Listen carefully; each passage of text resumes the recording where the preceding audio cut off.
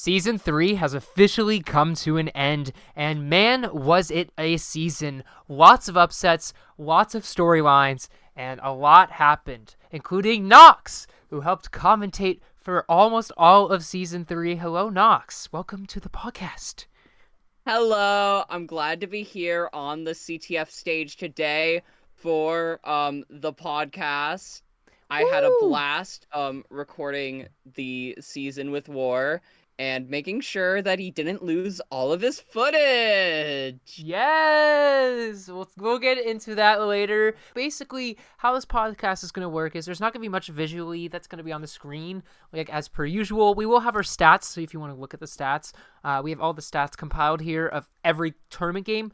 Basically, how it's going to work is we're going to go through round one, go through every game, then go through the semifinals, then the finals, then go over some drama, and then I have some special questions for Nox. So that'll be fun at the end as well. So very excited for that. And without further ado, let's jump into Wild Card. So the bottom two teams of the seed season unfortunately had to play in the wild card, and that was the Knights in number 9 and the Dark Hearts in number 8. Dark Hearts had home advantage, but basically this determined the top 8 teams that would be into round 1. And so yeah, we'll jump into this, but game 1. Not much going on here, except I believe this is the fastest CTF game of all time. I'm not kidding. The Knights took an early 1-0 lead, then the Dark Hearts stormed back with 3 unanswered flags, and they got the dub. Nox, any thoughts from this one?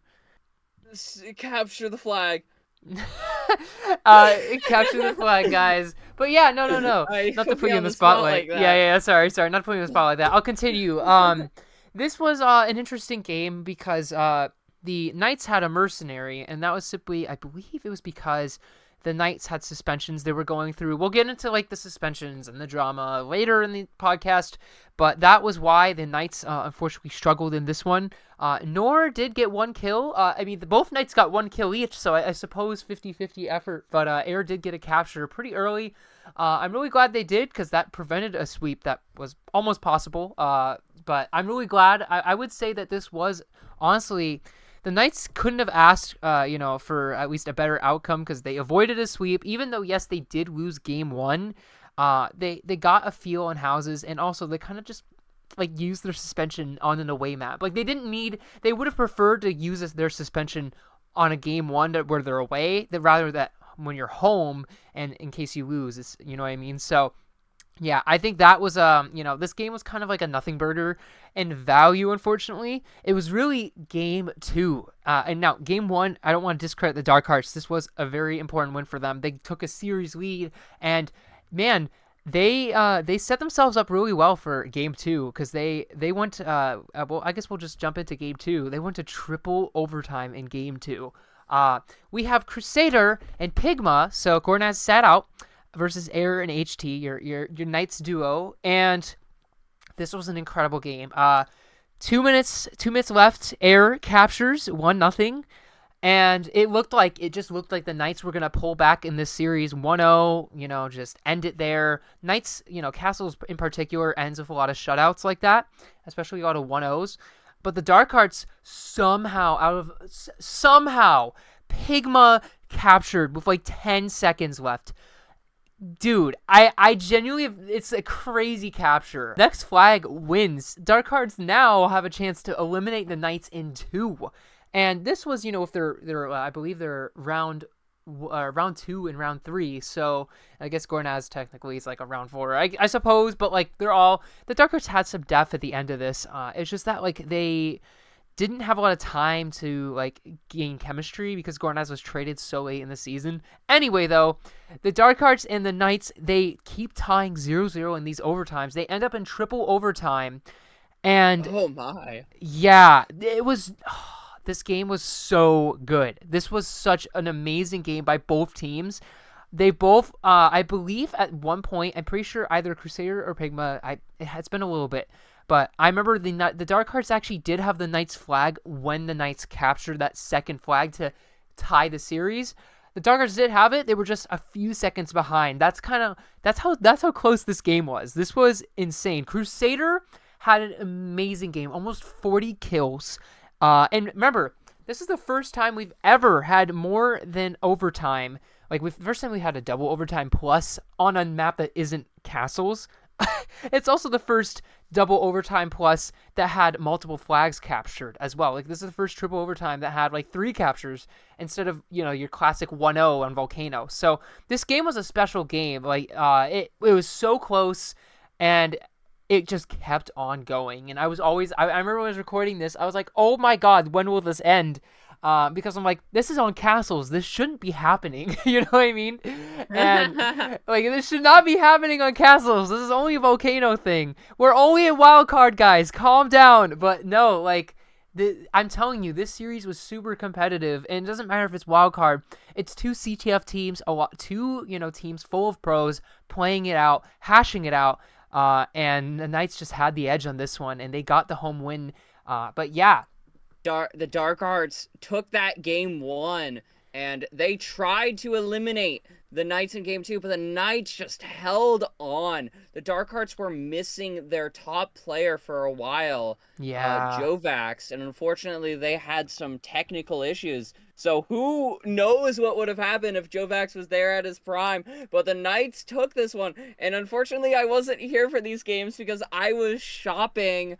So I remember going into the mall and capturing the clothes. And let's just say I got a 3-0. I filled up all my bags. And yeah. Oh, yeah. Nox was winning. Settles that series. Nox was winning, yeah. And so, well, I guess we'll go into game 3, and this was an upset technically, but I think it was close. It was very close.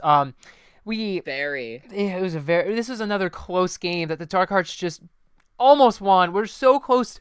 The Dark Hearts, man, people forget, like, they were pretty good this season. I know, like, oh my god, they were number 8, but like, dude, they gave the Knights a run for their money in a lot of the games they played.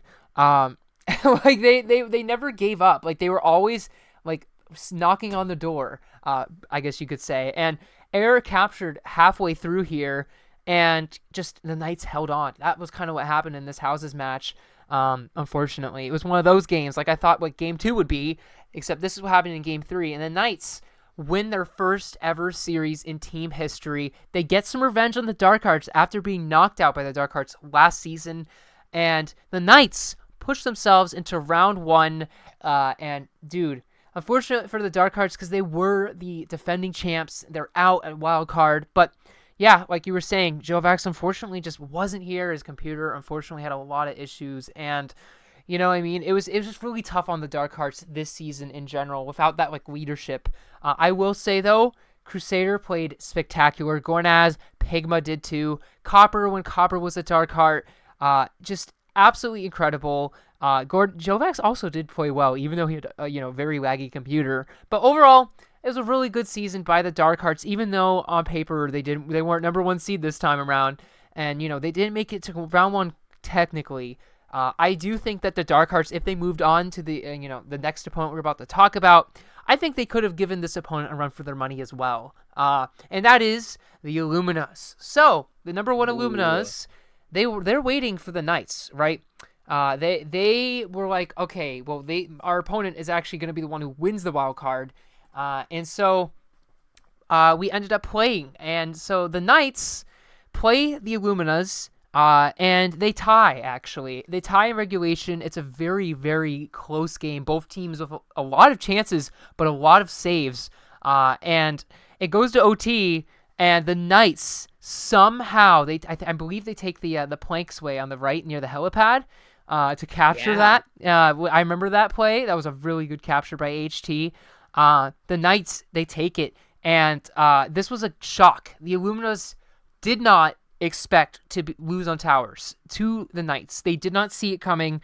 No one saw it coming, but this was a shock game for the Illuminas, I would say. And that if you're the Knights, you're like, oh my goodness, we just took a lead, and we have just proven that this is a competitive series. Because yes, the number 1 seed, the Illuminas, they were number 1. They never lost in regulation, and technically after this game, they technically didn't still. But yeah, the Illuminas, unfortunately, fall short on this game, and now they have to come back on the castles map, and then if they win castles, then they go to game 3.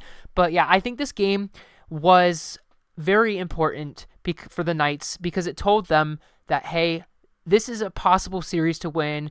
And it also kind of, it took a little bit of confidence out of the Illuminas, losing at home 1-0 in your first tourney match. It just hurts, you know what I mean? And so the Illuminas were like, gosh, like we got to win this next game and then, rematch. But I think it told the Illuminas that this wasn't going to be a cakewalk of a tournament. And, unfortunate because, this series in particular was played relatively quickly. A lot of the other series that you'll see in this podcast, or at least in the tournament, they had a couple days, worth of, games. Like, it took a couple days.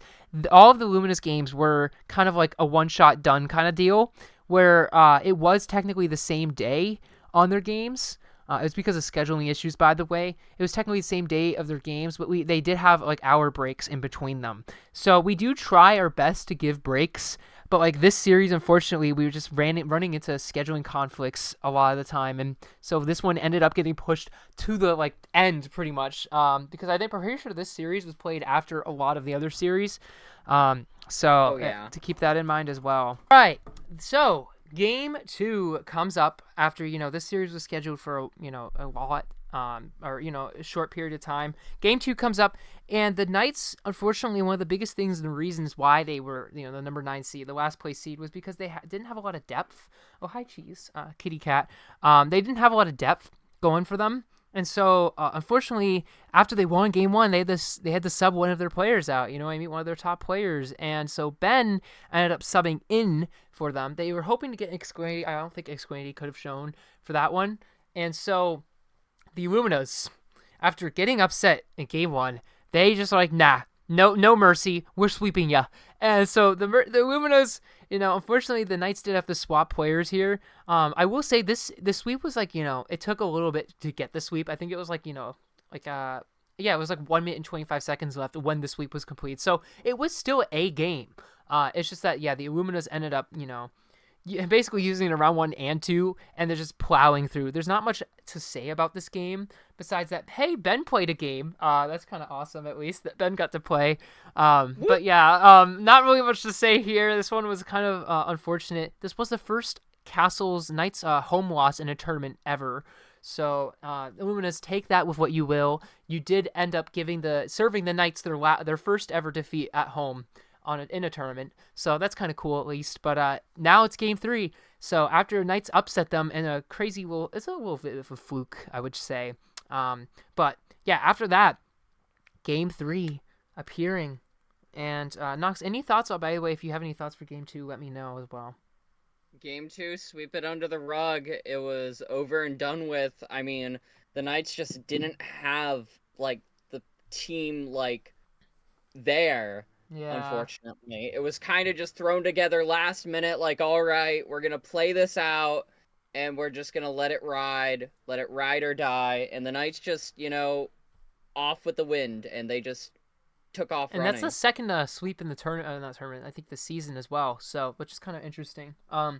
Because there were not many sweeps this season as well. Keep that in mind too. But yeah, the Illuminas also, I believe this is their first ever sweep as well in team history. So that's also kind of nice too. Illuminas still were breaking records this season in the tournament. But yeah, game 3 comes along, and this is some people's favorite game of the season actually. It feels like a David versus Goliath match where the Knights are the David and the Goliath of the Illuminas, but at the same time, I will say that like these two teams were evenly matched. Just because you're the number 9 seed doesn't mean you're bad. I think every last place seed, like, number 8 seeds, the last 2 seasons have been really good teams. Like you saw Pirates season 1, you saw the Knights last season, which actually led the Dark, like somehow only lost 1-0 to the Dark Heart, the champions, Ultimate Champions last season. I think there's something about that. Just being in last place, it takes a lot of pressure off you. And so the Illuminas are the number 1 team here. They're in a game 3 do or die game, and they have a lot of pressure on them to win. You know what I mean? Or they have a lot of pressure they put on themselves, I would say, just because. And the Knights, the Illuminas, they have the flag. They're running. and then they get shot last second. The Knights barely save it, and it gives Air enough time to run away. I believe HT enough time to run away, but Air gets the capture, Yeah. and it was just such a shocker. Like it was such a shocker. Like jaw dropped. Like for both of us when we were commentating this game, it was Yeah. incredible. This was the first Illumina's regulation loss of the season, and unfortunately had to be at this do or die game. It's so unfortunate. But I gotta say this, they aren't the first number one seed to lose, in a series. The number one Dark Hearts of season one, they were predicted to just decimate everyone, literally decimate every single person, and then they didn't. And the Pirates ended up upsetting them in a 3-2 thriller. This is kind of the same thing, except more of a Towers game. It's a thriller. There's so many chances happening, going by, and it just, that one moment, that one thing determined that the Knights were going over to the semis and the Illuminas weren't. It's so unfortunate. Knox, any thoughts? It was just a thrill to see these two teams battle it out. Just flag attacking each other over and over, because for the Knights, they had nothing to lose, nothing to gain. They were just gonna play the match, and the Illuminas were just trying to hold on to their heights. But Yeah. they fought, and frick, I'm trying to come up with one of those rhymes that I do at the It's end of okay. everything. They fought with their illuminating sword, but unfortunately, they'll still win an award at some point when we do that. When we do So that. congrats to the Illuminas. They had a great season. But the Knights here, they sneak out a wild card, and then they take down the number one team. So we'll have to see. Well, you're already watching this, so you probably already Yeah. know what happened in the season. We're just going over it. We're Yeah. reminiscing. But we'll have to see how far the Knights take their steed and whether they can complete the deed. Yeah. I would say, it is, what the Illuminas did is nothing short of great this season. They were spectacular. They did so much this season, dude. Like, it is insane.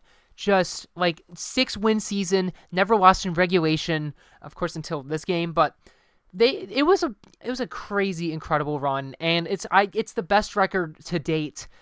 For a reason. This team was special, and it sucks. It really sucks that this quick series, this quick 3-game series, like bam, bam, bam, you're gone. But at the same time, like that's kind of what it takes to win. You know what I mean? You got to be at your best at the best time, and I think for me, like this series, especially for Xyb and Mounds, this was more of a learning experience for them. Like, yes, they are amazing players, but now like they know like what they have to be in that pressure, you know what I mean? So I think pressure just adds so much more to it. Apologies, cheese is here, but yeah, no, I gotta say, Steven Mounds, you guys did amazing. Everyone, and honestly Lumina's in general, Tar did a great job drafting as well. But yeah, it's unfortunate like the Luminas didn't. I'd see the Luminas going even further, you know what I mean, if they get past this as well. But Illumina's overall a really good series, a shocker. Anyway, we'll move over to the other side of the bracket, the Aces versus the Pirates. So, the Aces, oh man, what a season the Aces have had. I remember thinking, man, the Aces are one of the weaker teams, quote unquote. You know what I mean? I was like, dang, like there isn't really as much depth as I was hoping. You know what I mean? Everyone kind of looked at the Aces and kind of went like, they might struggle like the Dark Hearts. That's kind of like the vibe everyone got, but they didn't. They literally were number 2. They were right behind the Illuminas in the seed season, and they ended up facing the number 7 seed Pirates, who were kind of the opposite. People were like, oh, the Pirates, have Sonic and Alvin again. They should be solid. But this season, it was a matter of inactivity for the Pirates that hurt them the most. Sonic and Alvin especially. They couldn't show up at the times when they needed to in this series, but also just in general, you know what I mean? Because they got, Sonic especially has been a lot more busy. So it makes sense that why the Pirates really struggled this season. But the Aces, what a story. Some knew 13 KO'd them. Fatini as well. They 2-0 the Pirates on underpass. They made it look easy. And that was like, oh my goodness, it was like a wake up call. Like, gosh dang, this Aces squad is ready. If you don't remember, on week 9, I believe, the Aces played the Bloxers. They played Tabami and Hugo. Why would they do that? Why would they give Sumnoob and Fatini a break? I have no clue. But it worked out perfectly. It like, put some pressure off that they weren't part of like the, I guess, end of the season. And it gave them a break. It gave them some time to really prepare in advance compared to the Pirates. We're trying to avoid wild card. And I think that was really smart by the Aces, even though I think it was like their first regulation loss of the season. It was a smart move to rest Fatini and Sumnoob, I guess you could say. And it paid off. Like, Sumnoob and Fatini played spectacular. Fatini got both of the captures, and it was just an incredible, incredible series. I also wanted to add to the Knights overall so far. Air had so many captures, like 4 in the first series, and then I believe 5 total in 6 games. Kind of crazy capture record there. I just wanted to bring that up. I meant to bring that up earlier. But anyway, Aces, pretty dominant start to the series. They were showing they're here to fight. They didn't want to give the Pirates any time to have some revenge from last season. Anyway, moving on to Game 2, the Aces, unfortunately, Tabami and Hugo, neither of them could play in this series, and that really hurt them. They needed to use a mercenary on warships, and the Pirates made no mistake. Sonic and Alvin, they're a duo you do not want to mess with on warships. I do think even if, Tabami or Hugo played, I do think the Pirates would have came out strong in this one as well, and potentially tied it anyway, but the Aces, and somebody still have 7 kills, and then, random player with 2. They tried. I remember Mercenaries is really tough on them because, like, they get put into a situation really quickly, and they have to adapt. And the Pirates made no mistake. They got a sweep off, 144 left to go. Sonic 2 captures, Alvin 1 capture, and the Pirates get some sweet old revenge a little bit, I guess you could say, after, especially Sonic and Alvin dealing with the Aces for 2 seasons in a row, and, multiple losses, which is very unfortunate, by the way. But they had to fight the Aces again. The Pirates, made it look easy back at the Aces, even though the Aces did have a mercenary. Moving on to Game 3, this one was a crazy one. So Alvin and Sonic unfortunately couldn't show, and this actually made a brand new rule. That is that if your top 2 don't show up, the owner can kind of take it in their own hands and be like, I'll play.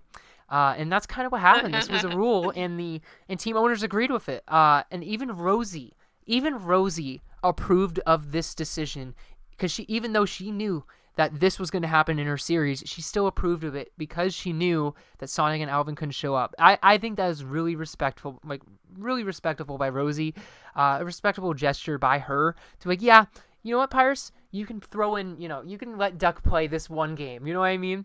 And Sumnoob made no mistake. Sumnoob, dude, played spectacular in this game.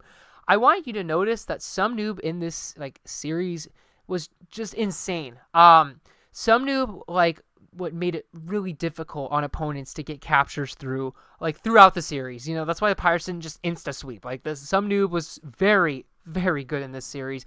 Overall, this season, I think Sumnoob genuinely outplayed a lot of expectations that were thrown on them. And, even though we'll get later about stuff that's happened, I am really proud of Sumnoob with the growth they've shown this season. It has been absolutely spectacular watching them play. They played insane, and especially in the Pirates as well, and Fatini as well. In this Game 3, the Pirates are down. Sumnoob captures with 138 to go, and Duck somehow he just rushes in with his OG strats. Because back then it wasn't about taking cover, it was about getting ground and getting the flag. And Duck made no mistake. He just ran in, killed both of them, and then just ran away with the flag and got a flag. And that's actually crazy. And Rob as well got to play as well, which was really nice. Rob and Duck is kind of a really OG classic duo, which was cool. Rob and Fatini fighting off. Fatini finally getting revenge on Duck, which was also kind of funny as well. A lot of really cool storylines from this game. And the Aces, they go to overtime, and the Aces get it done with 2:48 to go. And man, dude, what a deserved series victory for them, I will say. Even though, yes, the Pirates went on a magical miracle run at the end there, forcing overtime all of a sudden. and tying the series. I will say the Pirates played pretty well, even though like they had their struggles. So overall, a really really good series overall. Knox, anything to add for this one? I'll have to say, our man Duck You Goose came in clutch when nobody could play. Not even a mercenary was online. Duck was like, all right, Yeah. I'll play. Put me in the ring. And he just went in. And it was an amazing clash because it brought me back to old times when I competed with Duck on my team. And Yeah. now I was watching Duck compete myself in your shoes. And it was Yeah. just this crazy, like, fever dream. It was Duck on underpass. Pirates were down, but then Duck just snapped his fingers and a flag appeared, and oh my god, it was insane. And I want to go back to game 2 here Yeah. because while the Pirates did have a mercenary, it's interesting Aces. to note because in week 7, Aces against the Pirates, we saw Fatini and Tabami against Rob and Alvin, Yeah. where Fatini and Rob got MVP for their round, which was very interesting that Rob outkilled Alvin, though Alvin is a more defensive player, especially on warships. But the fact that the Aces did take that victory, it did go to sword fight, is Mm. just very crazy. That Aces squad, even without some noob who has just Yeah. outplayed, like, out of this world, and frickin' Fatini also there, outplaying everybody, coming up with new underpass strats that I haven't even, like, seen before, with, like, some crazy shots, just On like, Xbox. yeah, on Xbox still, get a computer. I mean, don't knock it till you try it, and if it works for you, then just go with it. I mean, my Yeah. first ever Capture the Flag tournament, I played on my phone, and it worked for me, so, I mean, everyone just played absolutely fantastic. There was very strong showing for that game 3 because people were like, all right, we're just going to play a match of Capture the Flag. And in that game 2, unfortunately, some noob did have a mercenary, and it would have been Yeah. very interesting to see how they would have worked with their other Aces I know. teammates because of that week 7 match where the Aces did take that victory. So it could have been, it could have just been like over right there. It could have been, yeah. I will say But also to add, they didn't have Sonic, and I think Sonic is a huge factor for this Pirates team. I will oh say, yeah, like, because remember, Fatini was their number one pick, which is kind of crazy to say, like because like some dude played so well this series, this don't season. count Fatini out, Don't count man. Fatini out, but god dang, like some noob like was like a second round one for them. It felt like at times in this series, in this season. So really good, really really great. Just amazing stuff going on with Aces Pirates. They're now kind of like a rival kind of team. I don't know. It's so weird. They fought the first time they both played a game. It was against each other actually in season 1, which is kind of fun. But yeah, moving on, we got the Scorpions and the Firebirds. What a series Oh, we're gonna go over, because oh my gosh, this was my favorite series, definitely of round 1. And sorry, I'm biased a little bit. Yeah, okay, stop. Okay, like it's not because Chitra was in this series, guys. It was because it was a really good series. Okay, okay. Anyway, Scorpions Firebirds on Volcano, and it ties. It ties 0-0. It's a close game. Patrick Poke, Chitra, and Icy. Icy, they're round 4 playing in this series. Ronnie unfortunately couldn't play the series. I really wish we could have seen Ronnie in this series. I think if Ronnie played, maybe it could have been different, especially later down in the series. But Icy still played it fantastic. An insane save. I don't know if you remember in overtime, that crazy save by Icy to somehow stop the Firebirds from capturing. And then it was just yeah, Patrick had the insane. flag 3:30 on like the clock almost, Yeah. and Patrick was right there climbing up the rock, but then Icy with like I believe it was a double kill Yeah, it too. was a 1v2. It was crazy. Yeah, yeah, yeah. He gets a kill on Patrick. He dies, and then Poke's right there above him. And then Poke drops down to try to kill, but Icy gets the second kill, recovering the Yeah. flag at the same time. An And then Icy absolutely just stunning ran. play. And so I think IC was like full health too, which made it even crazier. And then they saved the flag. This game was just insane. It was constant saves, constant clutches, and then the Firebirds with 36 seconds, Patrick captures, ends the chaos, and says, "Hey, we're gonna win our first ever tournament home game. We're going to get the Firebirds their first ever win in a tournament at home. Finally, 3 seasons in, they do it. It's a magical, miraculous game that finally went the Firebirds' way. And then game 2 rolls around. The Scorpions, they just lost their first ever tournament game. They're at home. They could be eliminated here. They have to win. Patrick and Copper. Oh, it's Copper, you say. Oh, it's Copper. You should be terrified because Copper played spectacular in this one. Chitra and Icy playing again, and then Patrick and Copper. Gotta say, Patrick played insane. Chitra played insane this series as well. Also, I gotta add, everyone played insane this series. Okay, I just gotta give everyone credit. But anyway, Icy takes the lead for the Scorpions, their first ever capture in a tournament. Icy gets it at 2:22. Then Copper ties it with 1 minute and 23 seconds to go. It goes OT, and it's a back and forth OT. It's another one of those games, except it's Pyramid. Goes to OT, and somehow, someway, Chitra gets the capture and ends it. Ties this series, gets their first ever tournament win, and now you can say every CTF team currently has won at least one tournament game, which is really cool. But yeah, Chitra gets the first game-winning capture for the tournament, for the Scorpions, that first ever win. Absolutely magical stuff here. Both teams win in overtime. Game 1 and Game 2, both teams split it. We're going to Game 3. And what a magical Game 3. You're forgetting a few things that I remember. Okay, I remember about Nox wants to add something. Go. All right. First of all, going back to Game 1 real quick. After that Icy 1v2, we see Poke get another 1v2 with Icy, like a second away from capturing. Gets kills on both of them, and it's just a sudden counter. And then moving on, Game 2, I believe that was the Copper save. Yes. The most insane save I've seen in my life. Oh my gosh, you're right. Out of nowhere, okay, the game is over, and it just didn't end. Game 3, it's magical. One of these teams is advancing for the first time in their team's history. Will it be the Firebirds who finally get done, or the Scorpions spoil the Firebirds and just advance in their first ever season? Absolutely crazy. It's Patrick and Copper, though, and it's Chitra and Civilian. This is a much closer game, I will say. Absolutely crazy. But yeah. And, dude, absolutely insane. I don't know why it says Poke, by the way, chat. Really sorry about that one. It wasn't Poke, guys. It wasn't Poke. But yeah. Patrick played insane, dude. It was absolutely insane, some of the plays Patrick made. But yeah. I think the biggest storyline from this game is that, Copper captures with 1 minute to go, and that, the Scorpions, it's really hard to get a comeback on Volcano, and that was it pretty much on Volcano, unfortunately. A 1-0 game. Firebirds win in regulation, very similar to last season when Patrick beat the Firebirds in regulation.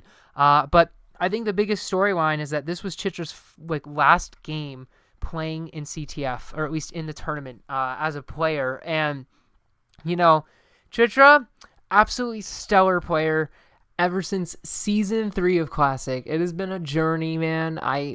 It sucks, because I loved watching you play throughout Classic and League, but times end at times, and at this point, I'm really excited for you to own and to move on from playing, because yes, it's been 5 years, dude, since you began, and just absolutely insane stuff. But thank you, Chitra, for being there, for playing in our league ever since those JD game nights, and hope to stay in touch, dude, because absolutely stellar stuff. And I really appreciate you joining our league. And W Chitra in the chat, because Chitra has always been one of the most entertaining players to watch, and he's always brought that excitement that sometimes CTF is missing. And so it's gonna be really different without you, Chitra. And Thank you so much, dude, for just playing for 5 years. Like, that's no small feat at all. This series was so magical. And I think this was a series that Firebird's like, wait a second, we got Copper. Copper can play with the big dogs. You know what I mean? It was kind of that realization that, like, we got, like, Copper's gonna be really helpful in the future. Because the Scorpions are no joke. They put the Firebirds, like, they brought them to a game 3. And, this is the, reigning champions, I suppose you could say, early of this tournament. And the Scorpions, like, they still played so well against them. And it's just insane stuff. Moving on, though, what a magical series. Overall, though, I gotta say, though, Chitra's now the owner of the Scorpions after this whole thing. And I'm really excited to see how Chitra plays after, or not plays, but, owns. But, yeah, moving on, we got the Blocksters Alien series. Now, this is one of those series that should have gone longer. As I'd say. Game 1, Ruslan can't show up. He does join, I believe, midway through this game, but it's too late. It's already started. There was some miscommunication between Ruslan and I. And I think Ruslan was like, "Oh yeah, I can play it this time." I was like, "Okay, we locked it in because the Blocksters can work with this." The Blocksters and the Aliens really tough to schedule for because they had opposite time zones. And then Ruslan's like, wait, I actually can't play with like 5 minutes like before the game, and it's just like too late, kind of thing. And that's why make sure, guys, if you're listening, communicate whenever anything's going on, especially if the Blocksters have practiced for an hour before that game. Anyway, Vinci gets 13 kills, Bio as well. And Bio continuing to haunt the Aliens. They win 1-0. Trexo had an amazing game this game, by the way. Stellar game by Trexo in game 1. CTF had a solid game as well. It was his first ever tournament game, so I can understand the pressure there. Vinci captures at 236, and they hold on Area 51. Knox, any thoughts about this one? This was a crazy match. I mean, Trexo coming out of the woodwork to play for Ruslan and playing like Ruslan in this game. He did. I mean, unfortunately, CTF, was CTFing. It was their first ever tournament match, but Trexo, very experienced player, very underrated underdog, but you can't count Trexo out because they played in a lot of tournaments and they've won tournaments, and they're coming out and they're playing for their pal Ruslan, who was like, okay, Ruslan was like, all right, like, okay, War and I were like, okay, all the players, we're gonna play this game. Everyone should be good to go. Ruslan's like, I actually can't play. And then we're like, what? And then we were all in the server. We were all in the server. And then Ruslan later is like, actually, I can play. Yeah. Wait, no, I can't. No, I can't. And then later, all right, okay, you can't. Okay, you sure? Okay, good. We get Trexo. We start the game, and then Trexo's like, wait, and then Ruslan's like, wait, I can play. And then the aliens are like, wait, let Ruslan play, please. Let Ruslan play, please. And while the game is happening, we need another championship. Yeah. Ruslan needs another championship. And then we're like, we've already played the game, dog. It's too late. Yeah. You said you couldn't play, you couldn't show up. Yeah. And you didn't communicate that, like, clearly, that you actually could show up. And we didn't really know what was going on. Push it back. We already needed to get this game rolling because we had planned it, and then just like the absolute miscommunication and drama. War spent so many hours in the call trying to explain this to Ruslan. Oh my gosh, and that's right. I was like sitting there listening to all of it, and I'm like, War, can you just tell them like very nicely to like stop? Please. I don't want to spill some tea, but like, I mean, the aliens were pretty heated and they were ready to abduct in game 2. We'll talk about some other teams who were heated as well. But yeah, no, it was a little heated because of a lot of the you explained that way better than I could have. That's pretty much what happened. Anyhow, though, it's Maul.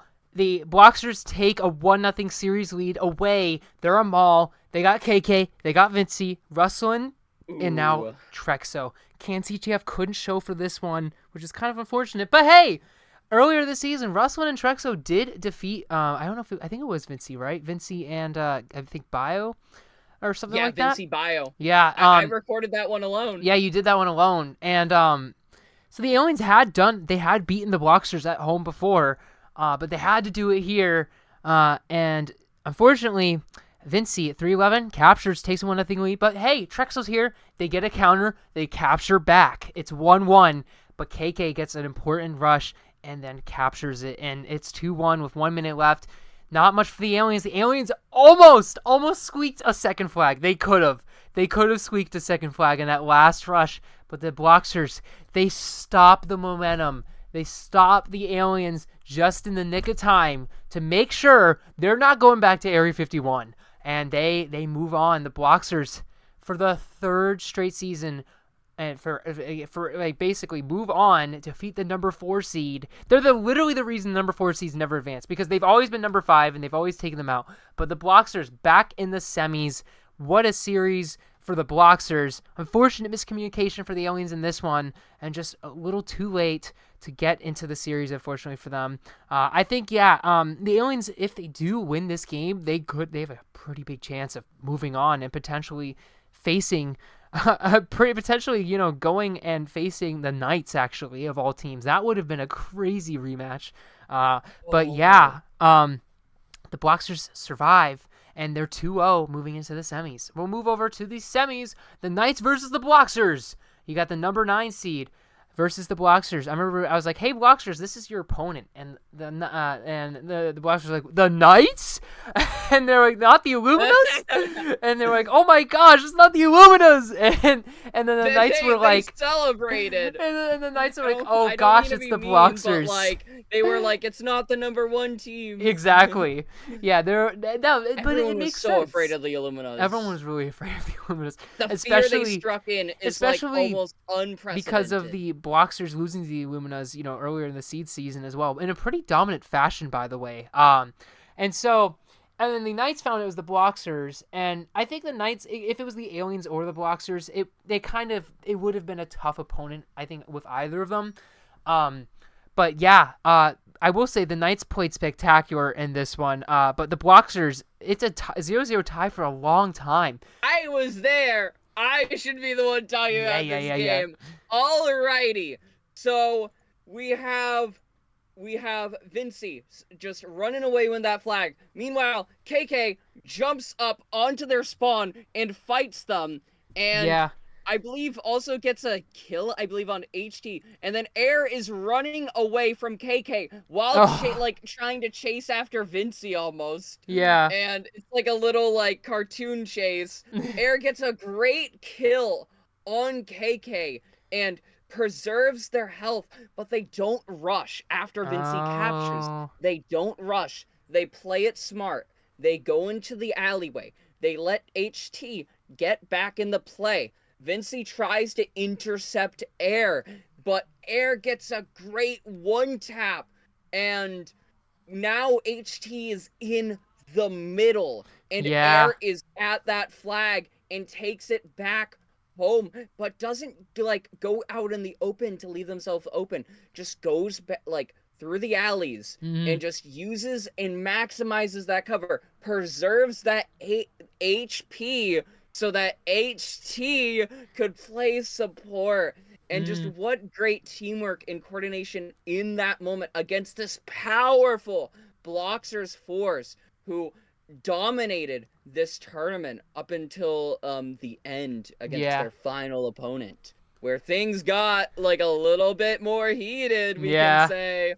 But man, the Knights just held on for as long as they could to just push the game as far as it could go. Yeah, I would say the Knights. I think the Knights had a solid strategy against this Blocksters team. I mean, they made it really tough on the Blocksters to capture. They forced OT. But game 2, we brought the Blocksters say, hey, we're gonna bring Bio in. We're gonna bring Bio in, of all people, with Vinci, because KK has to sit out. And what a decision. What happened was Bio was in their base. Vinci had to deal with both of them. Vinci, I think, got one of them.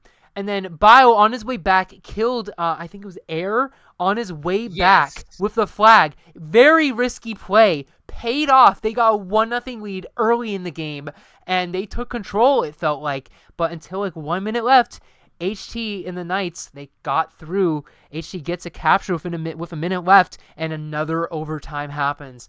And this was a very fast-paced game, I gotta say. It was a very, very close one as well. I would say, yeah, like they go to OT again, and then Bio, another risky play, like the first flag. He gets over there. I believe Air gets to the flag as well, and Bio kills HT. Air is by herself, has to deal with both Vincey and Bio. Too much. Unfortunately, like I don't think if you can put any player there, and you can't do much about it. And so Air's at their flag, and Air pretty much watches Bio capture, which I feel really bad about. But I Oh will yeah. say, like, what a spectacular season the Knights had up to this point. Like, they forced overtime both times. So unfortunate that they lost both of them. You know what I mean? It was like a flip of a coin. It felt like a little bit. But the Blocksters played it so well. I mean, like Bio twice, I mean, 3 times he's been part of like crazy takedowns of teams. Aliens twice, now the Knights. Bio has been such an important piece for this Blocksters team. Vincey and KK as well. Aaron HT as well for this Knight squad. They played spectacular. No one saw them getting past the number 1 team. Like, people even had Dark Hearts beating them at some point as well. And, like, it was just incredible the run they went on, Like, this was the furthest the Knights had ever gotten. It was Air's first season. It was HT's first season, like, playing fully after round 1, you know what I mean? Like, after playing multiple seasons, I guess, or series, used to say. It was the first time HT ever advanced, which was really awesome in League. There was just a lot of records that the Knights broke this season. And unfortunately, their run came to a close right here. And the Knights out into the Blocksters, the first ever team to go to finals 4-0, people. Absolutely insane. And Ooh. yeah, any thoughts, Knox, on this Blocksters Knights series? Thoughts, Knox, and Knox likes to talks, and wow, CTF box. Uh, Oof. okay, I just gotta say, I can't decide, I can't figure out whether Bio was defending the flag or capturing the flag, because he would go in there in the base, grab the flag, on his way back, kill the Right? enemy who had their flag, return it, and just run. I think this happened several times as well in a scenario where where Air, like, HT is just trying to defend Air, like coming like Vincey is at their at on their own tower, hmm and they're just trying to shoot at Air, and HT's just trying to like be supportive, like, Air, if you go down, I got you. And then Bio just comes out of nowhere, kills Air right in front of HT brutally, takes the flag, returns it, and then Yeah. HT's just has to like stare as Bio runs away. That Oh, happened once, and I like, it's almost like, it's like kind of comedic looking back I at it, want like to talk what about that happened strategy a little bit, if you almost. mind. Like, both teams played spectacular, but just like, I don't know, like that little cartoon like depiction in my head that's like warping what actually happened, Oh, just to like, I don't know. I just thought it was just such an unexpected moment. Like, it you didn't was. expect someone like Bio just likes to pop out of places and then get a kill and then run with a flag. Like, you don't know what he's What gonna do Bio next. did, He's kind of one of those wild card warships. players. Warships with the plank, where when you both of them are in your ship, he like running across the plank to the other ship. That's kind of what Bio Yeah. did. That's kind of what Bio did. This series, like in that game, like he just like both of them would be in his castle. Like, Vincey, I wish you luck. I'm going across. I'm getting that flag and do as much damage I'm as you just gonna can. capture the flag. Exactly. Who needs to defend? It's called flag attack for a reason, people. You attack It's the even, flag. That's yeah. how you win. That's true. That's true. And also, like, Vincey like doesn't talk in VC, so the fact he didn't have the comms to know that like none of them died, you know what I mean? That's also kind of impressive as well. I gotta say, that's crazy impressive for not having comms. Vincey does talk a lot, of course, like that, like in VC, but or not in VC, but with Whispers, but still. Anyhow, really That's why you amazing always series put as me on well. his team. But we got Aces Firebirds. What a spectacular semifinal series this was. This was a very similar story to the Aces Pyre series for Game 1. It was dominant for the Aces. And by dominant, I mean, I think this was the worst loss the Firebirds had this tournament. Not this season, but this tournament. Firebirds were only left with 3 kills by the end of it. Aces 2-0. Literally 3 kills in 5 minutes. The Aces were somehow pushed the Firebirds back, and they just kept on stopping them from getting any good rushes. The Firebirds did have like one good rush, I believe, in this game, but the Aces just made it look easy again on Underpass. I mean, it's insane. Somebody with 9 kills. Absolutely spectacular. Got the first capture, 322. Then Fatini with 14 seconds left. A special number, a great number. Okay. And got the second flag. Like, it was insane. And like, this is why the Aces were so dangerous. Like, I remember after this game, I was like, oh my goodness, this Aces team is no joke. The Firebirds going to have to really change in just one more game, because if they force Game 3, they're going to really have to change their gameplay if they really want to have a chance in this series. And then Game 2 comes around, and it's a 2-0 win for the Firebirds, actually. The Aces had a mercenary once again. Unfortunately, Clued had to play. Clued got 0 kills. No! I hate it when people get no kills. Clued probably had, I think, a few assists at least, but some noob was going for the trick some shots. noob avoids mid-air one tap. Some noob avoids the sweep, though. Keeps it a 2-0 game. Patrick doubles down, 416 capture and like a 30-second capture. And Poke, though, outkilled Patrick in this one, which is kind of interesting as well. Poke had a lot of really good games this season as well, and we'll get into that later on. But yeah, absolutely stellar game by the Firebirds. Not really much there because it's a mercenary game, but still, some noob still held on, played really well, even though Tabami Hugu couldn't show up because they had just won Game 1. Similar story to the Pirates series, I feel. But then, Game 3 comes around, and this was a crazy one. Now, we're gonna drop some lore here. I think we'll finally drop. We'll drop the lore. What happened was, both teams were absolutely terrified to rush. Finals were at stake, and what happened was regulation goes by. That's what you guys saw in the video. Regulation went by. No one literally got any kills in regulation. Overtime. There was one at the very end. There was one. There was one. That's right. Each game did have a kill, but just like barely. One. Just like one kill. Anyway. Yeah. Anyway, though, overtime comes around, 1 kill. No one did anything. Double overtime, 1 kill. No one did anything. Triple overtime, no one did anything. Then quadruple overtime comes up, and I'm like, hey, guys, if you keep this up, like, I'm so tempted to just put to throw the Knights in the finals if you guys aren't gonna do anything. Hey guys, like, come on, play the game. Just play the game. Just rush a little bit. I'm lying, by the way. I think triple overtime they started playing. That's when I said that. And then that tied, even though they played, and that tied, and then like quadruple overtime happened. Technically, quote unquote, happened. Technically. But big asterisk there. Big asterisk. On whether or not that was a game or not. We were both getting really frustrated. And then Patrick gets the first rush, literally of the game, pretty much. It felt like the first real rush, and then captures. Bam, kablam. Fatini with 9 kills. Fatini had a really good game. But the Aces, a similar story when the Scorpions played the Aces in the seed season. When the Aces slowed down, I felt like they just. They slowed down they slowed down to their teams, their opposition's level, where like now the opposition has a chance to attack. The Aces really excelled at getting those quick counters, those quick attacks once they got 1 kill.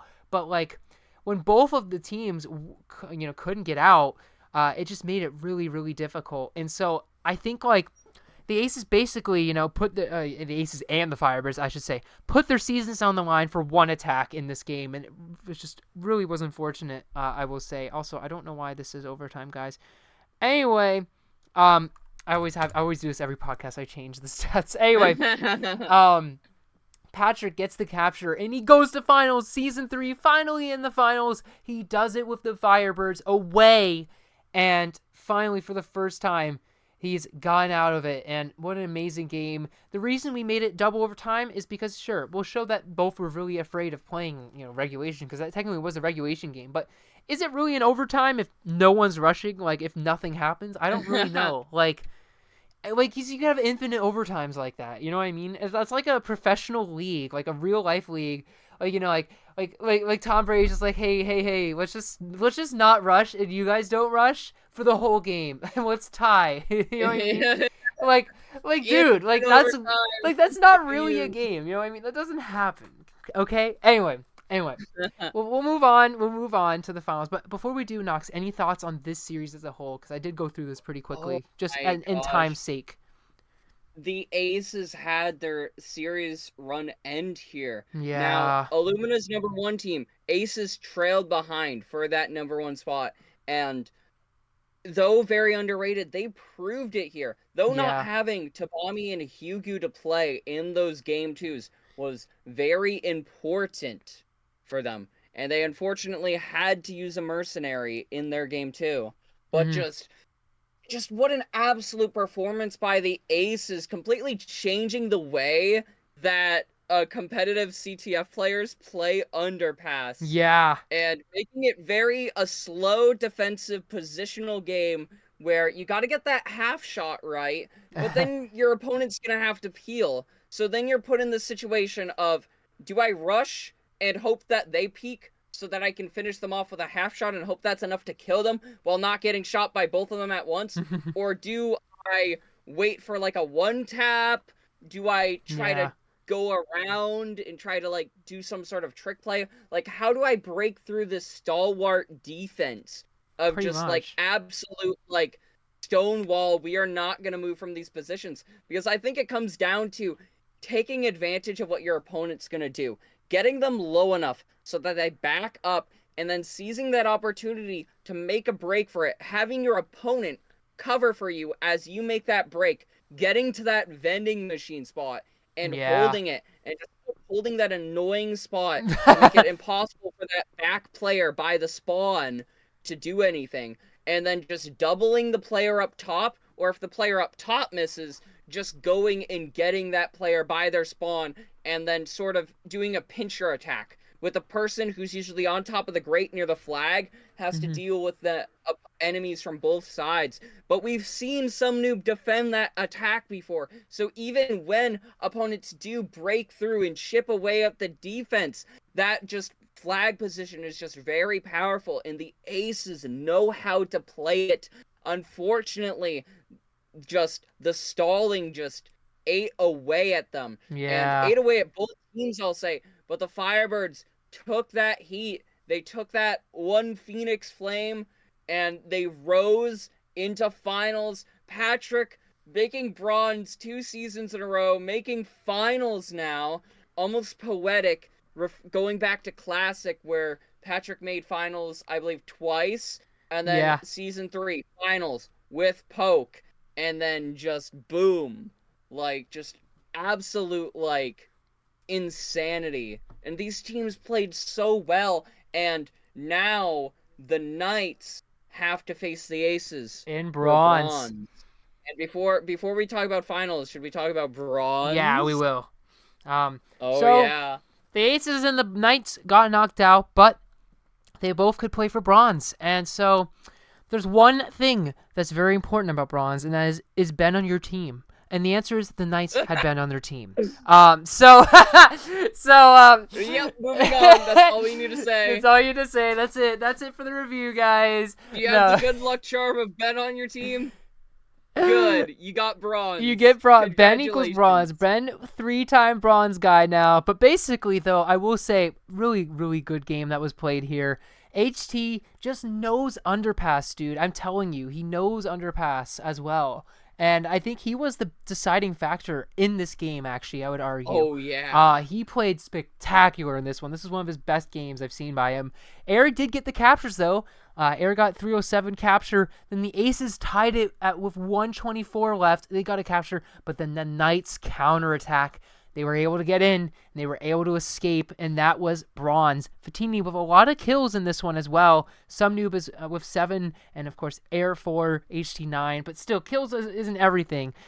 Because at the end of the day, the Knights took this one, even though the Aces did outkill them, which surprisingly is kind of interesting. There's a lot of games like that where you get outkilled, but you still can win regardless. So kills aren't everything, but yeah, the Knights, they win bronze, their first ever like medal, quote unquote, ever. And it's just an amazing story for the number 9 Knights. They defeat the number 1 seed, and they defeated the number 2 seed this season. Absolutely insane run by the Knights. I mean, just stellar stuff by them. And I'm really glad, the Knights they get something. They got a bronze. Ben gets his 3rd. And like, it's just absolutely crazy. Like, I'm really glad HT as well. After all these years, I'm glad HT was able to get bronze, to get something. You know what I mean? Because like HT has played for so long, and like he deserves to win something, dude. He's deserved to win something for so long. And I'm just really, really happy and proud of him to finally, break through here, get it. And Air's first season as well, bronze first season, absolutely incredible run. And yeah, just stellar stuff by the Knights. And of course, an amazing season by the Aces as well. No one saw the Aces going this far, dude, at the beginning of this season. And they fought so hard, dude. And I wish they could have gotten something as well. You know what I mean? I wish like we had a number 4, or like, if they made finals, for instance. I think they deserve something, Everyone gets gold. Everyone gets gold, guys. Season 7. Okay, You're anyway. all a Anyway. CTF star. But, On your the own, Aces, in your heart. no one's and going in to our forget heart. about this. This is a very similar situation of the Season 1 Illuminas. A very similar kind of team where, like, they deserve something, but they just couldn't get bronze, Ben! SMH. Anyway. We'll move on to finals. But what an amazing season by the Aces. Number 2 seed's not easy, especially following up a Chitra season where, they made finals. They did a really good job, especially Fatini and some noob, where they didn't really have much to their name, you know what I mean? So, really proud of them for that. And we'll move over to finals. Dun dun dun. All right. Dun, dun, dun. Well, game 1. It goes to triple overtime, of course. It's Vincey and MLG versus Patrick and Poke. Except, wait, they're on opposite teams. Yes, so this is a rematch from last season for the players and the teams. Except we flipped. The teams basically traded each other's players to each other. The Firebirds, though, they have the home advantage here, and they're on Volcano. Vincey, he won Volcano in Season 7, but man, dude, Patrick, and Patrick did technically as well. And so... I guess you could say, like, with some people have like kind of viewed it as like, oh, this is what could have happened in Season 7. Like, this kind of series where you have Patrick versus Vincey finally again, except this time in finals. And man, the Fibers made no mistake. Patrick fighting his former team, and it went to triple overtime. This was a very close game. The Bloxers had so many chances to win as well, by the way, mind you. The Bloxers played spectacular. MLG with his flicks to get across. Absolutely stellar stuff. MLG played spectacular. I remember thinking, like, oh, was MLG the right move? I think he was, dude. He played spectacular in these games, dude. Like, even though, like, the stats, quote-unquote, the kills don't show it, he got some insane rushes off for the Bloxers that really wouldn't have happened if it were anyone else, I'd say. MLG was just that kind of player. And it was really nice to see MLG finally, show up in the tournament, finally able to play. And yeah, Patrick and Poke, they get it done. And Poke captures in triple overtime. Again, another triple overtime capture. Except this time, it was in the Firebirds' favor. Absolutely insane game. This was a roller coaster. This is some people's favorite games, like one of the my favorite games of this season, because it was just so poetic. There was so much going on. This is my favorite game of the season. Now, if you want to go for it. I'll say why. MLG. I remember that video made. It was like a sword fight duel. I think it was like MLG versus Daft, right? Yeah. That was their first introduction to CTF, and it was clear they had like...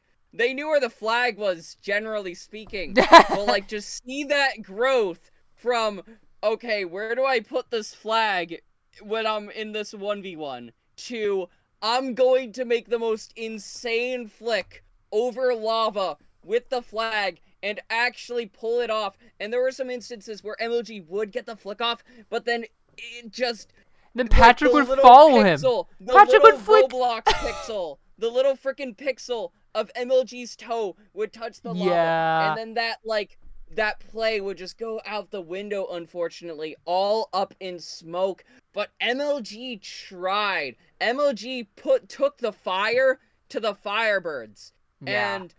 and was like, it's a game about flag attacking. Look, people, we can talk about kills and who has the kill record or whatever, but MLG was putting the game on his back. Put Vinci on his back, put the flag on his back, and he went in for the flag attack. And unfortunately, his flicks were just the most crazy thing I've seen ever. I'm just gonna say it, most crazy thing. This was a season like rematch. Vinci back on Volcano, and Fighting also his former Patrick team. back on the Volcano. They had fought on opposite teams.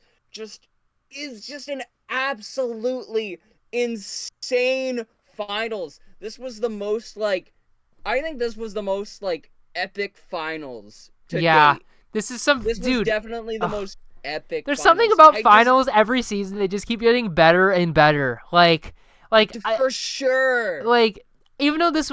Okay, well, I guess we'll recap this finals a little bit. We'll move into game 2, I suppose. It's the same. It's pretty much the same thing. I'm not gonna lie. Basically. I got a little bit more. I got you a little bit more for game 1. Okay. Yeah, I'm just like, I just want to mention this because I thought it was funny.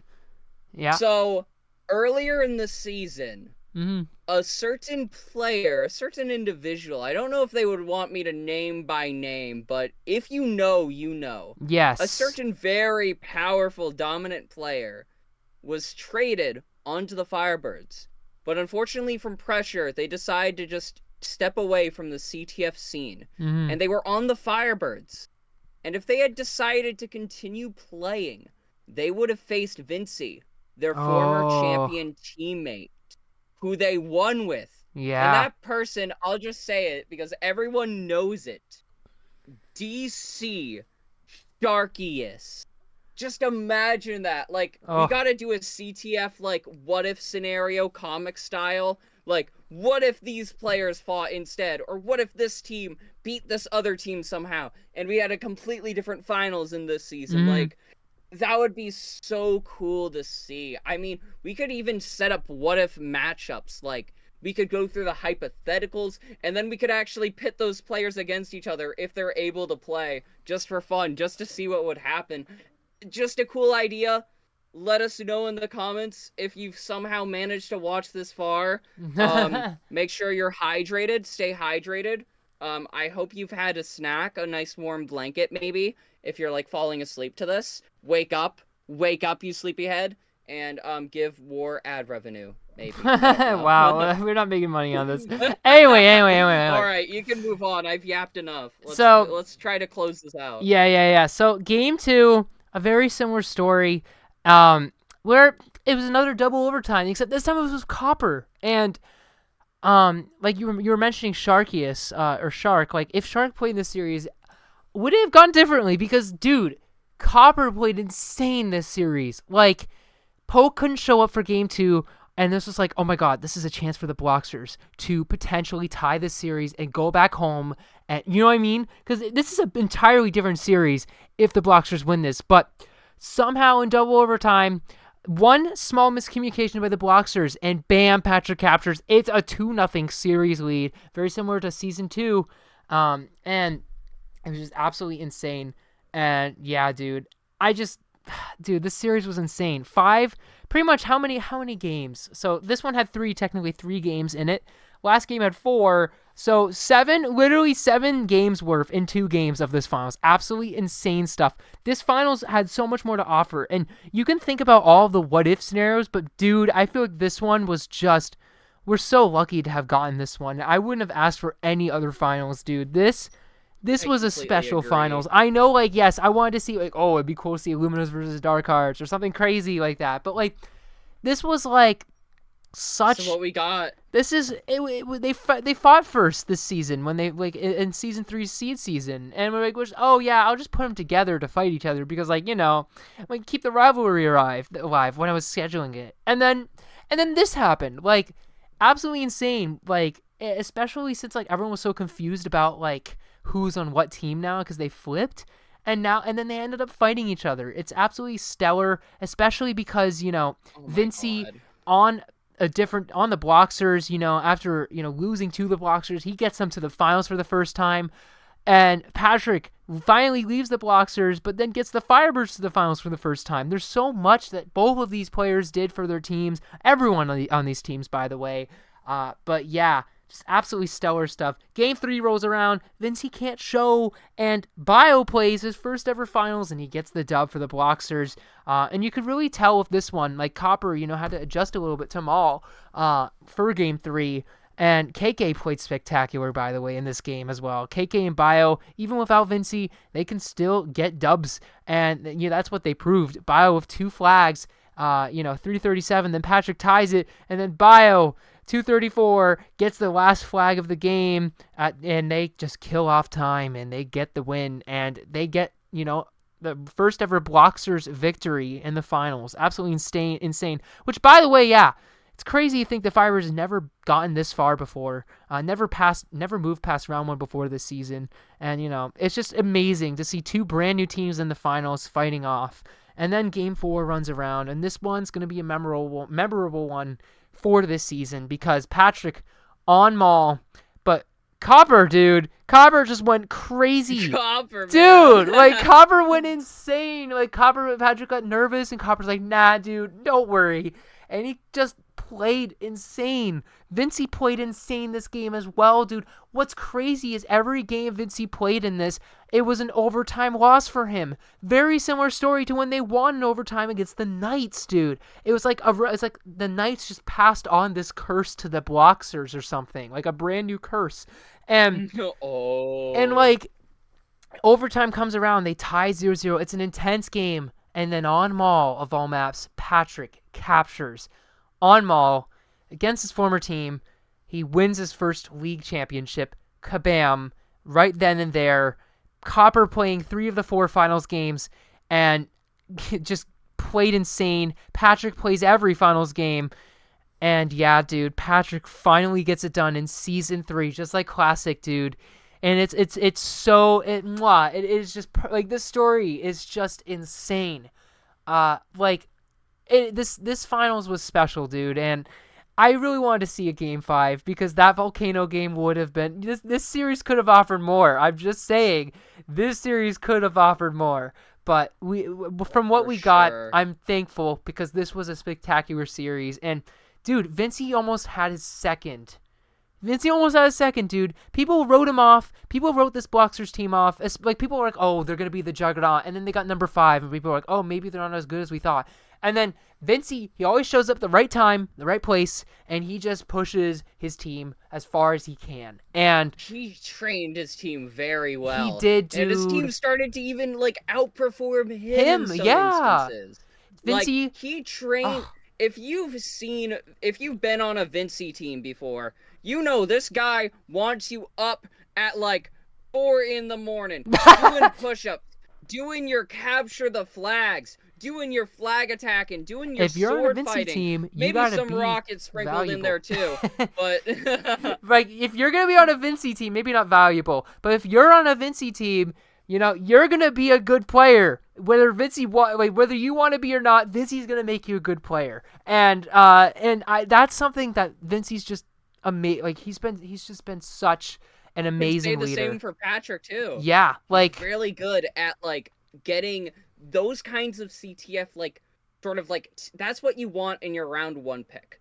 Not necessarily the most powerhouse player, but the player that can help raise other players up, help them learn, help them grow.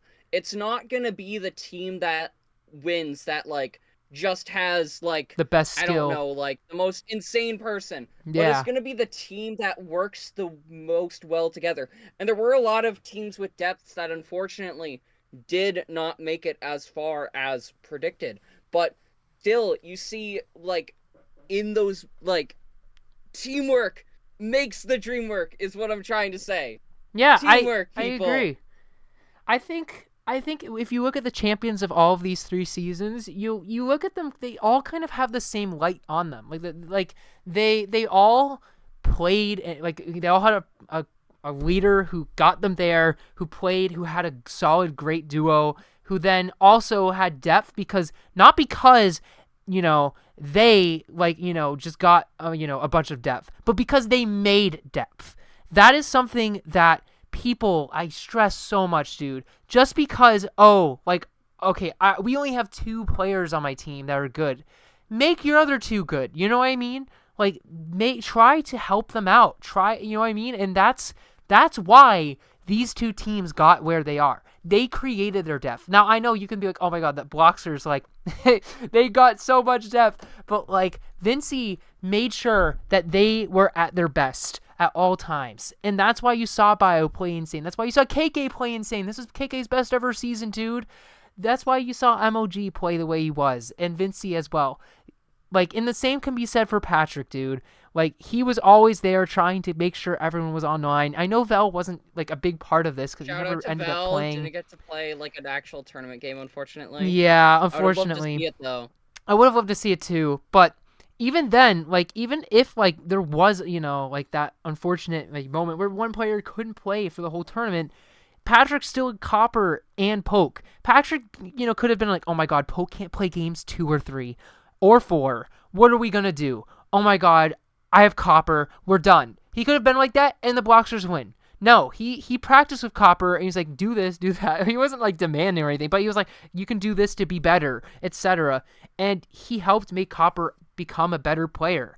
And another thing as well is that being aware that, if a team pays attention to you, you can allow your other teammates to shine. And that's kind of what happened with Patrick here, I'd say, with Copper. He was able to let Copper make a lot of the bigger plays and step back a little bit, give Copper more space because the team ultimately, and the teams he played against ultimately did because they had to because of Patrick. But, there's just so much I could say about like this season, but this season in particular, this is probably the best season we're ever going to have. And I said that after season 2, but dude, the depth of every team this season was spectacular. And season 2 as well had insane depth, but a lot of the debutants this season were spectacular in their own right as well. And like we haven't seen star power debutants in a while, I would say. And I'm not saying like any debutants of season 1 or season 2 weren't star power by any means, but it's been a while since we've seen, people be able to compete with people like Vincey and Patrick. You know what I mean? And it's really exciting for the future of CTF to know that like there are people that are up and coming that could, very well be in their shoes in the finals, in the championship, and even returning players. Yeah, like that have just suddenly got cracked, like exactly Fatini, like coming back from classic season 1, returning to try to take that crown. Fatini's been on different teams every time, and he's tried to make it work every time. It's just amazing. But we could talk a lot about this, but this was a really special season, and I appreciate end right here. We can't end right here. This is a really special season. I got a very good thing to say. Good thing to say. Okay. Patrick still has his Firebirds jersey on, and I point that out because every time he would play, he would wear the wrong jersey, boxers, and then I would commentate it as him being a Bloxer. You're such a troll. Your team, but in finals, when Patrick was like, all right, semifinals, finals, he locked in. He was like, you know what? I'm a Firebird now. And he had to burn his old team. Oh, dang. All right. Well, I guess we can go over kind of more of the downsides of the season. Ignore me popping up. Anyway. Oh, wait, is it drama time? I think it's drama time. It's drama time. Congratulations to everyone that played. Now we're going to talk trash about all of you. No. But, like, anyway, we had some we had some leaking that happened this season, and we always do. I feel like, Ooh. but this time around, it was really unfortunate because like we had repeat leaking happening, and also, just people leaking because they lost. I think I get I think I guess you could say.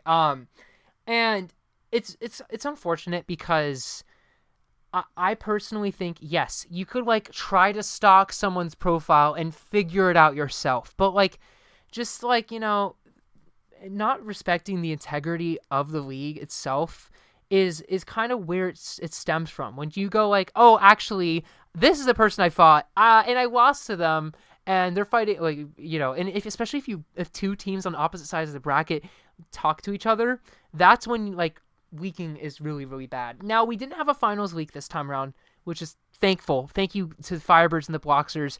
You guys were integral to CTF. You guys like were core to CTF's values, and honestly, arguably, that's why you guys are here. Like if you guys did leak, like who knows? Maybe we replay a series or two. So I really appreciate the Firebirds Ooh. and the Bloxers for sure. Like just staying with it. Luckily, yeah, we didn't really have a finals leak per se, but we did have a lot of leaking, and so we had to spend a lot of people for it. Where there's new bail system that's been proposed, but we are still in the talks of whether or not bail is right, because there are some people. Right. I'll talk about this later, I suppose. Anyway, I'll get back to the bail offers a little bit. I guess we'll talk about fighting toxicity next. There were some people this season who were very toxic, not only to each other but to us, to Nox and I. I felt Oh like yeah, for sure. I felt War like got the worst of it because he's the CTF owner, yeah, but but like I'm sorry But for like, that, but after a team got eliminated, they blame us for them losing or something. When it's just like we don't have control of everything. It's not going to be a perfect, series where every team's going to play every single, day. Okay, Tuesday they play, Wednesday they play, Thursday. Stuff happens all the time and everyone there's plays. complications. Not all the time, it's going to go perfect, but taking in consideration that like it's also your opponents as well, like it's everything that's going on all at once that could lead to you being eliminated or whatever. But people just kind of assume that like, war like practice with them more. That's kind of a much lesser thing, by the way, because like people actually practice now, so I don't even have to get involved with helping most teams anyway. But yeah, I will say fighting toxicity has been tough for us because we felt like, or at least I felt like, not respected in this league, and that's why we're gonna go over to next thing, which is like motivation. Like, it's really hard for me to feel motivated for this league when I feel like, oh, like I'm just kind of like, oh, you're just like the owner, and like like you're kind of lame because like you're not letting War, you us should compete. win. You're not lame. Compete next season. Compete next Make season. them see who's lame. No, I but wanted like, to pitch in and say, when it comes to like my perspective and mhm. seeing like on the issue of toxicity and the Yeah. capture the flag spear that we have, the little spear we have, the little bubble, I could put it. It's just like I would be there after games where a team would have such like an upsetting loss, Mhm. and you would be in like call just like listening to them when you didn't have to. You didn't need Mhm. to like be there to listen to them. Like you could have just been like take the L and like move on, like pack your bags, like not them pack your bags, but you could have packed your own bags and like just not heard them.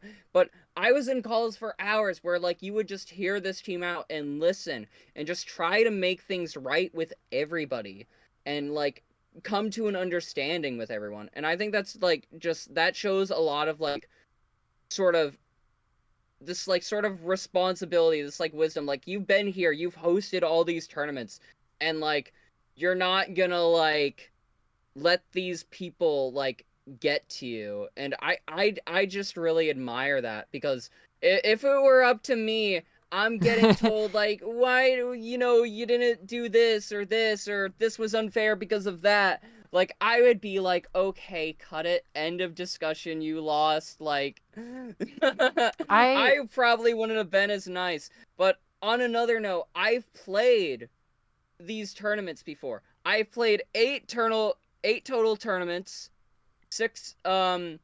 I played all but one in Classic, Mm, so that's 6 tournaments. No, I played seven. Seven. yeah. Yeah, 7 tournaments. And I've lost 6 of them. I Yeah. got my win early, but then since then I just couldn't get it. And I know the pain of losing to something that's dumb. Like, let's just say there's a false start in your game, or your team is just like not prepared, or Online. like you mess up, you make a Yeah. simple mistake, and then you feel silly about it, and then you feel guilty about it because you cost your team the match. And it just really sucks. And I just have a lot of empathy there because, like, as much as I was saying, like, yeah, take the L, but also understand that it's like hard to take a loss. And I just want to say that that loss isn't on you, it's not your fault. Okay? Even if you made a silly mistake, a misplay, you didn't quite make the flick, it is not your fault. At the end of the Yeah. day, capture the flag or flag attack is just an experience where we can come together, have a little bit of friendly competition, for a tournament champion.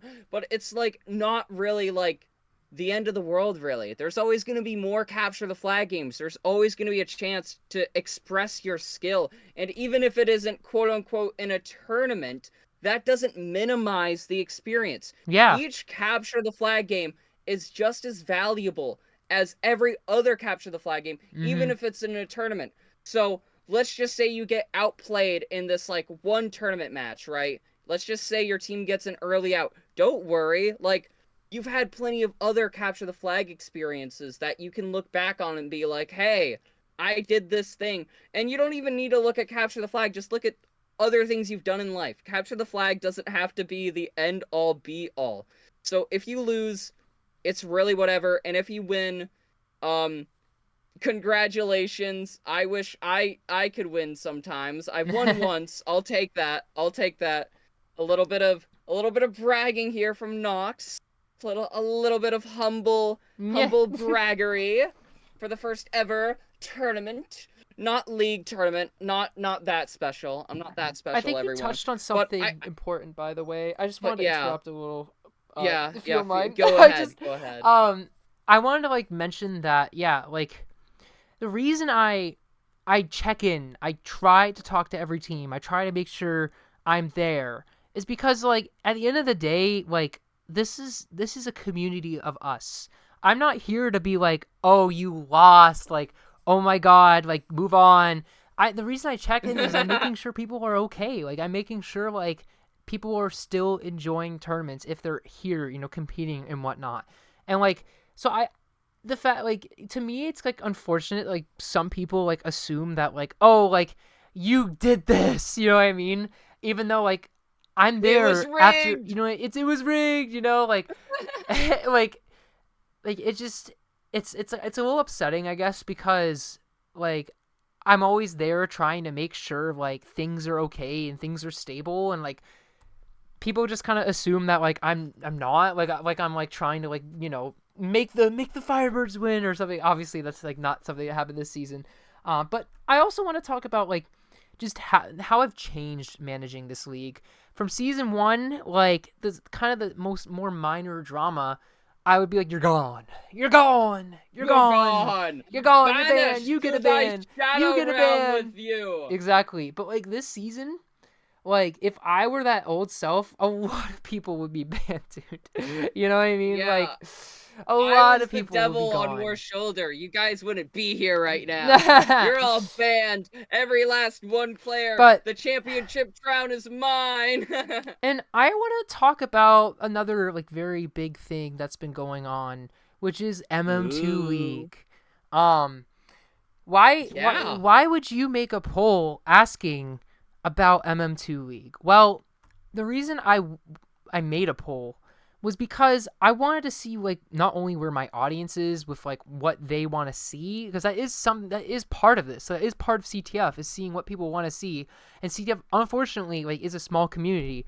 Um, but I also I just I feel like not as attached to CTF as I have in the past. And the reason that is because like there are times kind of where I'm like, I feel like I'm not like even welcome in my own community, if you get what I mean. Oh. And like sometimes even I myself feel like I'm getting like pushed out of this community, which like it sucks because like oh my god, like you're the owner, like how could you like feel, you know what I mean? Like how could that be like so, how could that even be true? Because like, but like it is true, like because of just some of the stuff that's been going on. Every time someone kind of just like you did this, you, and every time I like argue with someone, it's just another reason for me to be like, why am I here? Why am I doing this for people? Why am I spending a summer like hosting for people if they're not even grateful for it? And it's not even, it's just about like respect as well.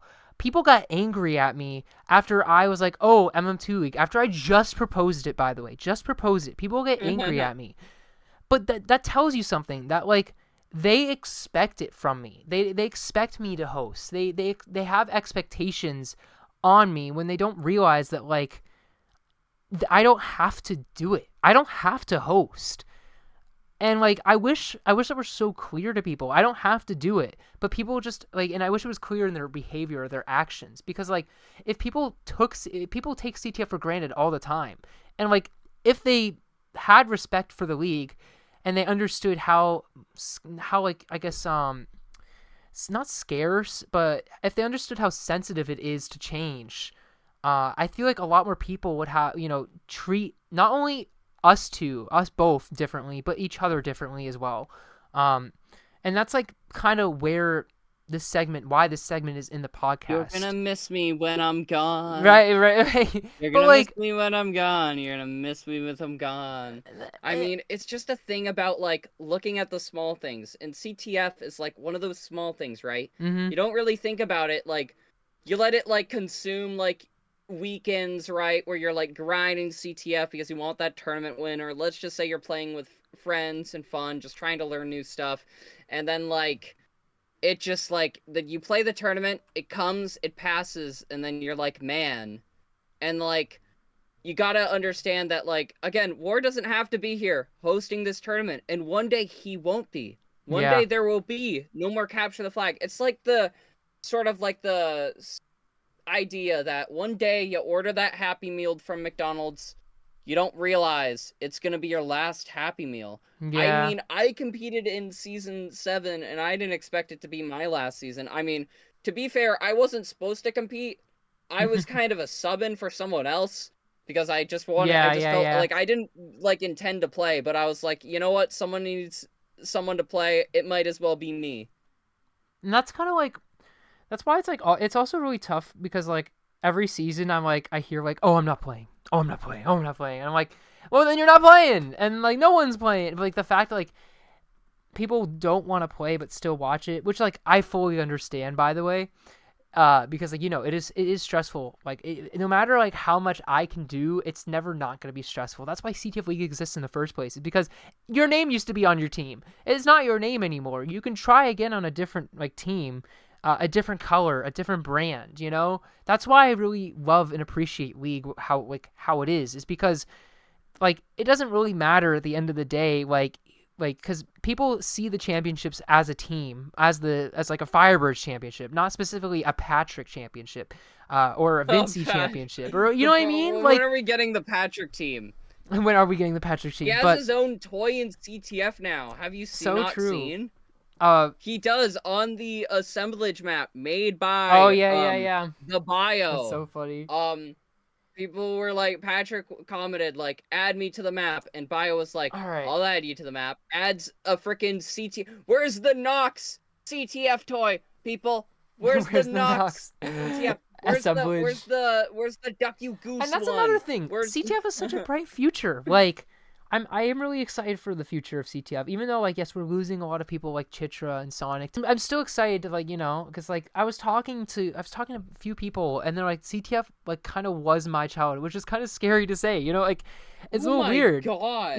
Like, but people don't realize like it is the small things you gotta pay attention to. I appreciate you saying that, Knox. But anyway, my point is like MM2 League, We've been doing this for I've been doing this years. for People have like years, grown and up playing this game. MM2, I've grown up playing this everyone, game. like a lot of people in Like this community. I'm an adult now. Like, oh And my god. MM2 League, I think, like, Yeah, we got to is talk about more about it's our ideas for MM2 League, right? the reason MM2 League is even a proposal is because I do have a separate community that's more MM2 oriented now. I do. Like, it's just a matter of fact. And, like, I genuinely am interested in, like, starting up something like that. Now, there's some things about MM2 that I don't want to get involved in. That, like, I do view as worse than CTF. Like, there's a lot of people that are not really great. But anyhow, there's like, always drama constantly there. There's always Yeah, drama when we yeah. do this too, to be fair. So, but Yeah, there's anyway, always a little bit of my point drama, is, my you point is, know. like, next time you think about, like, like breaking a rule, I suppose, or something, the rule exists because we want to keep the integrity of CTF. I don't want people leaking because, like, if people just know what happens, like no one's gonna watch, and then I'm not gonna feel Yeah. motivated to make anything, and then there's not gonna be a next season. That's why that rule is there, and War wants to make the I game want special, respect people. next time, instead of, like, like if you react like, oh my god, I hate war for MM2 League, maybe I maybe hate him. I maybe hate think him for about maybe MM2. think I about like hate MM2. Bring back flag no no attack. no no no but like maybe next time think about, like, just the fact we even had a league in the first place, I We're guess. people too. And then with the last 5 minutes to spare, I want to ask Knox some special questions for the podcast. So Okay, can I say one thing yeah. real quick? Don't be sad because it's over. Smile because it happened. Like, don't For cry because it's real? over. Smile because it happened. Famous Dr. Seuss quote. I definitely didn't steal that from him. Also, if you guys want me to spell it out for you, before War asks me these very important questions and we do our little Yep. outro, I gotta spell it out for you. CTF canceled. All right, deal with it. Anyhow, War asks me your questions. All right. Well, the first question is, what stuck out to you the most when hosting this season? What did you realize when hosting that changed your perspective of, like, how much effort, I guess, goes into it? It's a lot of work. You have a lot of video files that you need to organize. And I could imagine you, like, at a late night, you're trying to edit this game, and then you realize you've been editing the wrong game. So then you just either have to roll with it, or you have to be like, shoot, I recorded these games in a series, and then I put the wrong game first. And then now I gotta, like, sort through all this stuff. So, I like, mean, the it's a files, lot yeah. of games. There's a lot of files. My computer, I've still kept a lot of them. I need to clear Gotta these clear 'em. out Yeah. because, yeah, it's hurt my computer. And if I wasn't here, this season would have not happened. War Yeah. lost, like, I don't know if it was like the audio I or lost like the the video audio. for It would have been finals. fine. No, it would Yeah, have been the fine. I had audio. the visual, so I It would would have have been fine. We could have just done a voiceover and pretended There's something about that with that we finals. were I always something goes wrong in finals. I swear to God. Anyway, what was Yeah, the next it's question? not okay. It's not even a war thing. I was like so dead set on blaming war at one point. Every time finals rolls around is the one time your recorder screws up. How can this happen? You want to know why it happens? Because War has recorded so many games that he forgets to hit record because it's just such a a thing. I Like, also think all it's a right, lot of another stress on my game. computer of Like all the he gets files it. every He gets in season. the flow. He thinks he's already hit that record button. He just wants it done and over with. And I understood that too. And I believe there Yeah. was one game that I didn't even record for no, Yeah. I have all the finals games here, but there were a few games I didn't record because I was just so used to recording, and then there are some other games like it's not War purposely not recording the match. We spoke Not. about. War, I just people want. We make only have 2 mistakes. minutes, We're Nux. people. So, We're people. Anyhow, what are the other questions? my other before question I go was, what was bye-bye? your favorite player to watch the season? One answer, one word. Uh, One person. Just say the person, if you can. My other question was, what was the best game you commentated? You can whatever one comes first, and just say the answer. No, speed run. I like frick. I like Can CTF. Okay, can And, CTF, and then the game. Game. I liked the one where Duck You Goose. Actually, Duck You Yes. Goose. I changed my answer. Duck You Goose. Okay, Duck You I'm Goose. not Okay, biased. I'm not you're not biased. biased. Duck You Goose. And then do you plan on returning to host? I'd like to. It's been a fun opportunity to host, and I'm the host with the most. Hey, War, if you do MM2 League, can I have flag attack? Can I have flag attack? We'll see. But hey, if I don't return to host, maybe I'll compete at some point. Anyway, Maybe though, you'll see me back in the ring. Who knows? we'll see. Who knows? Anyway, thank you guys so much for taking your time out of your day to listen to this podcast, and thank you, Knox, for joining. Thanks for watching. Subscribe for more, and like this video to show support. Or should I say podcast? And I hope to see you in the next one. Bye bye. It's my bedtime. Good night, peeps.